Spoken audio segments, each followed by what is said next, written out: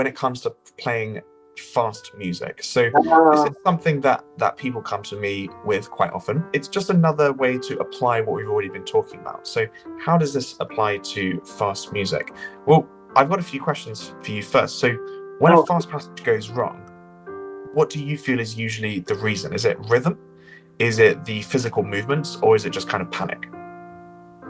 I think it's a combination. Actually, I'm going through that with one of my pieces at the moment. Yeah, there's a bit of panic. There's a bit of physical skills as well that I need to prepare for that. So I think what I'm doing now is going one bit up. That's what I've been saying to do. The other problem is like I think I had in my mind, oh, I can't really play the piano fast because I'm not, I can't yet doing fast pieces. I can't. I had that in my mind, and so I think it's a blockage as well. So you can do it. You just have to play that piece much slower and then not even try to go faster. Yeah, I mean, that was exactly what this slide is all about. You're absolutely right. What you said there, not even try to make it faster, Yes. is exactly right. And in fact, I only realized this a few months ago. Okay, so up until then, it kind of worked anyway, but it didn't work for the reason I thought. So I thought, oh, I'm pushing myself to go faster, and that's why I'm able to play pieces faster, right? But that was actually wrong. I kind of misunderstood how my brain was working here. The reason I was able to get stuff faster was not because I was pushing. It's actually nothing to do with me.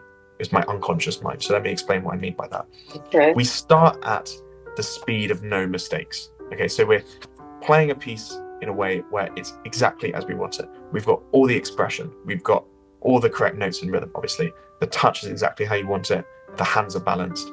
We've got melody lines, kind of popping out the texture as we want them to. When a piece is perfect like that, obviously, we're learning it, so it has to be really, really slow, right? To be able to think of all of that at once. Okay. But this is what I would call the blueprint. Okay, it's obviously not the final piece in the same way that a blueprint is not the final house. But the blueprint tells you exactly what you need to do to create that house. Okay. Every detail is there. It's not the final product. That's the only difference.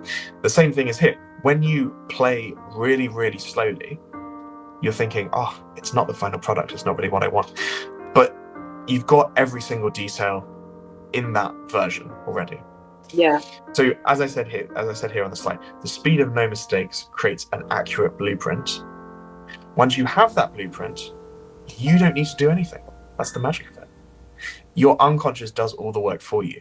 Your unconscious files stuff away. And really what's happening here in the brain is connections are being formed and strengthened. You obviously can't force that to happen yourself. That's completely out of your conscious control. When you have that blueprint, and as it says here, you're playing accurately, you're playing calmly, you're breathing, you've got good posture, your arms are relaxed, your hands are relaxed, your fingers are relaxed, then you are giving yourself an amazing blueprint which your unconscious can just then go away and just speed up by itself. Because remember, the better the connections are formed in your mind, the faster you're going to be able to go through the mental processes needed to actually play the piece, and just the piece will just naturally become faster.